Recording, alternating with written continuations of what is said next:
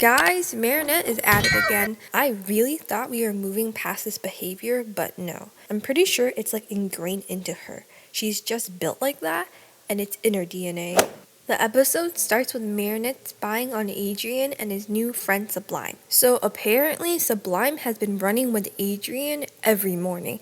And of course Marinette sees this and immediately jumps into FBI mode. She says she's not jealous, but we all know she is. Back in Marinette's room, she has a whole board dedicated to Sublime. We're talking photos, where she used to live, what instrument she plays, what languages she speaks. So basically, Marinette stalks Sublime and tried to find out everything about her she could. Marinette is very set on the idea that Sublime isn't her friend yet, but she will be because the friend of her boyfriends are her future friends. Marinette envies Sublime and thinks highly of her. She wants to make a good first impression when she meets her. Alia thinks Marinette is a bit over her head about this, so she leaves Marinette to do her thing. Tiki follows Alia and questions if she's gonna stop Marinette, and Alia tells her it's hard to convince Marinette on something once she has made up her mind on it. So Marinette follows Sublime all day at school. Badly. She's hiding behind lockers, stalking her during lunch, misreading every interaction.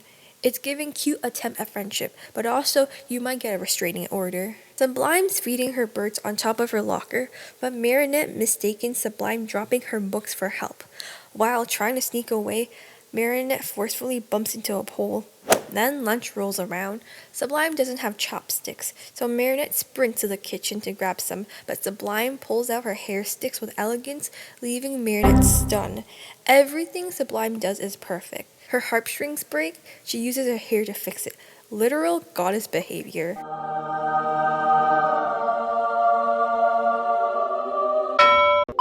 Then Sublime is asking Adrien to pick up her homework since she has trials. Marinette is hiding in the bushes, overhearing this. Sublime notices right away and asks him why is Marinette following her all morning. And Adrien tells her that that's Marinette's way of trying to be friends. Marinette overhears Sublime talking to Adrien and jumps to the wildest conclusion. She's in love with him, and if Sublime steals Adrien, their relationship is over. The world is over. Everything is over, as she says. So of course, Marinette chases after her and follows her to her trials. Girl, like, what is this behavior? Sublime gets dropped off at trials. So Sublime's backstory is that her parents are divorced, Caroline and Severin. Her mom's intense and her dad's chill. And Caroline basically scolds Severin for helping her carry her bag. She falls right into the category of Gabriel and Tsurugi and Audrey on parenting. Caroline's trying to land Sublime a big sponsor with Bob Ross, and she is stressed because if Sublime doesn't impress Bob, she's not getting into the world championships. Caroline makes it clear that she doesn't like her ex-husband and doesn't want Sublime to fail just like he did. Okay, and then we see this mysterious person lurking in the shadows. My best guess that this is Lila because in the other episodes, we saw her with piles and piles of notebooks surrounding her, and this person is writing in a notebook too. Sublime's getting ready in the locker room, and she gives herself a prep talk in the mirror, and guess who's hiding in the stall? You guessed it, Marinette. So of course Marinette hears a pep talk out of context, and she thinks Sublime hates her. Sublime forgets her water bottle, and Marinette pretends to be akumatized when Sublime walks in. Sublime is not convinced. I don't think anyone else is convinced. Marinette is desperate for Sublime to be friends with her, so of course Marinette does the most Marinette thing, and she becomes Soapinator. Sublime is low-key weirded out from Marinette's behavior, and tells her she'll talk to her later. Marinette becomes Ladybug to prove to Sublime that she really was akumatized, and everything goes downhill when Ladybug shows up and ruins Sublime's trial by accident, leading her to slip, breaking her prosthetic leg, and ultimately costing her a major sponsorship. Sublime's mom loses it. She gets akumatized into Sublimation.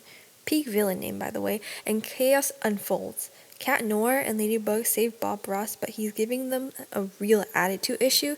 Ladybug tells Cat Noir to put him where Sublimation can't find him, so of course Cat Noir throws him in the trash where he belongs. Iconic behavior. Oh, why'd you put me in here? Maybe it's 'cause your attitude stinks. Interestingly, Lila has some new power upgrade where she's able to attack Ladybug and Cat Noir through the akumatized villain by blowing dust that turns into anti-akumas. Ladybug's lucky charm is a mirror. The problem is Marinette. She's the reason why Sublime's mom got akumatized in the first place. Loki, the lucky charm, is roasting her though. Everything goes back to normal afterwards. Turns out Sublime's mom just wants her daughter to succeed, but is pushing her way too hard. Meanwhile, Ladybug realizes she was the real problem all along and apologizes.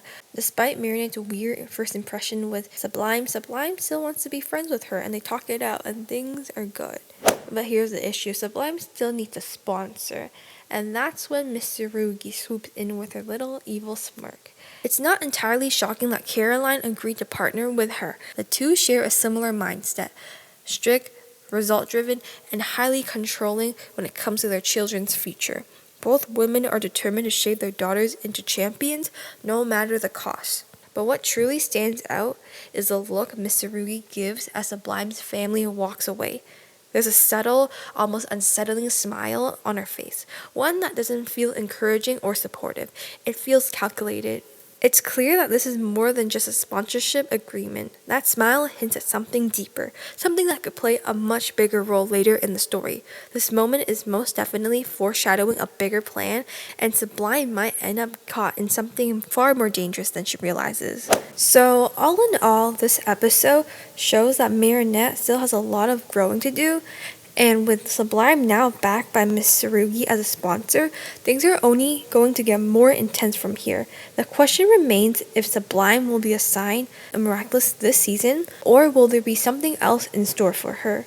And even if she does get a Miraculous, that means someone needs to step down because all the Miraculouses are already taken. So this leads me to think that if Ladybug does defeat Lila, then the Butterfly Miraculous will be given to Sublime. This might be a very far reach, but I think it's also quite possible for the future seasons. I remember when I first saw clips of Sublime surfacing the internet, I thought she was Lila because she sounded so much like Lila. Like, take a listen to this clip. Friends, I know how stressful city life can be. I mean, she could still be related to Lila for all we know.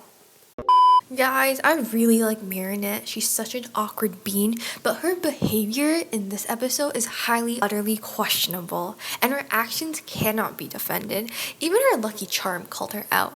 No villain here, sweetie. It's you. You're the drama. She went fully unhinged mode in this episode. I feel like she was more mature in season 5. Like, what happened to character growth? She was giving season 1 stalking Adrien behind a bush vibes. Honestly, I love her.